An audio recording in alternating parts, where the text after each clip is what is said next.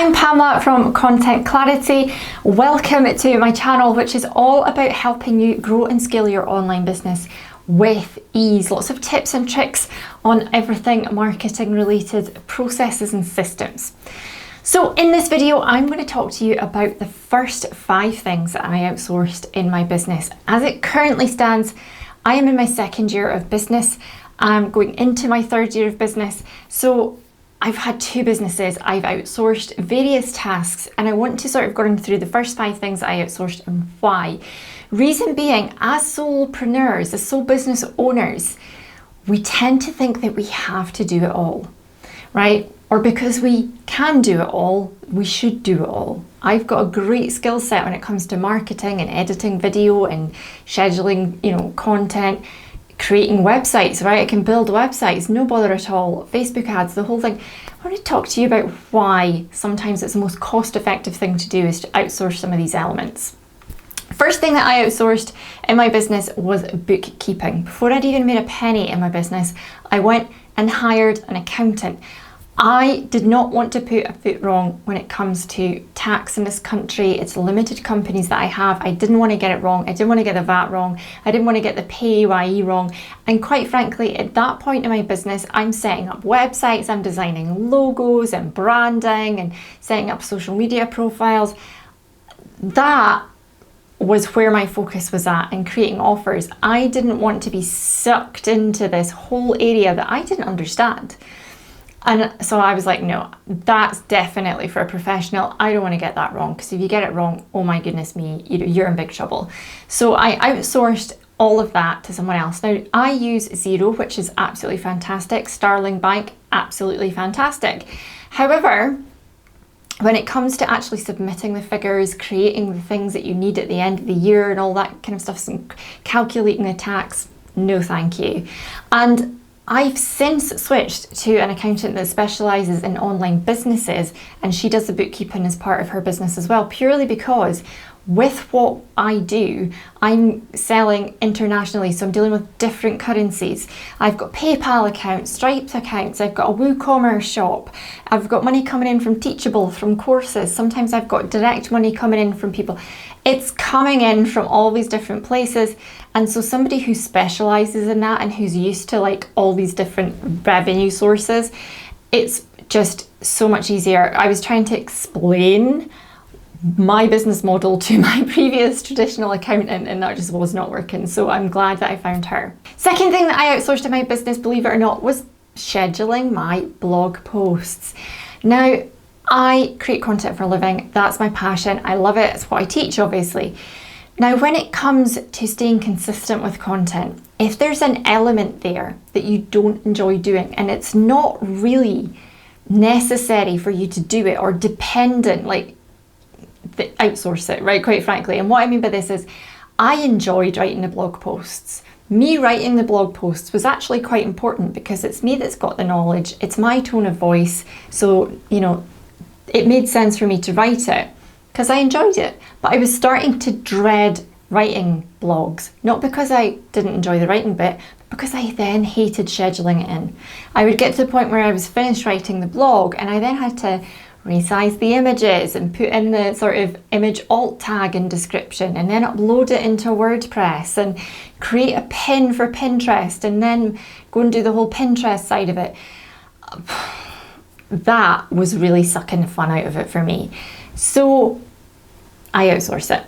It is by far the best thing that I have ever done because it means I can just keep my focus where my input is the most important, which is writing the content, and outsourcing the rest. I've got a great workflow on Trello, which works an absolute treat to make sure that I can see everything that's going on when I'm outsourcing, and it just works a charm.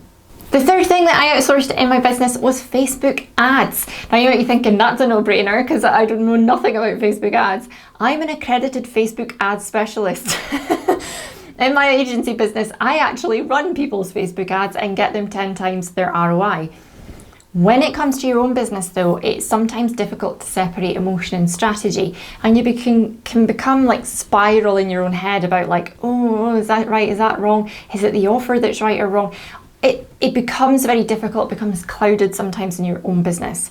So getting somebody to sort of input their strategy without the emotion in it was just a no-brainer for me, because again, I'm looking after other people's Facebook advertising to look after my own on top of that. It's just too much for anyone's brain to take in. And again, looking after one Facebook ad campaign is manageable. Looking after 5, 10, whatever, it becomes really, really difficult. So I outsourced that, and it was the best thing that I ever did. The fourth thing that I outsourced in my business was funnel management. You might be saying, what the heck is a funnel? A funnel, quite simply put, is, think about it, if you're growing your email list, right, you might have like a freebie that someone subscribes to. Then when they subscribe to that, maybe it triggers some kind of like 5 to 10 emails that go out as part of a sequence to sort of let them know a bit about you and how you can help them in their business before you eventually pitch them something, right? Simple, right? That's a very basic 3-step funnel. But funnels can become quite complicated when you start thinking about tripwires and upsells and downsells, and put Facebook ads in behind that as well. Do that for 1 service and products, 2 service and products, 3 service and products, 4 service and products. Again, it becomes a time and management issue. If I'm doing that, I'm not focusing on showing up online or creating content that really is going to actually target into my audience, right? If I'm doing all of the stuff, if I'm working in the business, I'm not working on the business.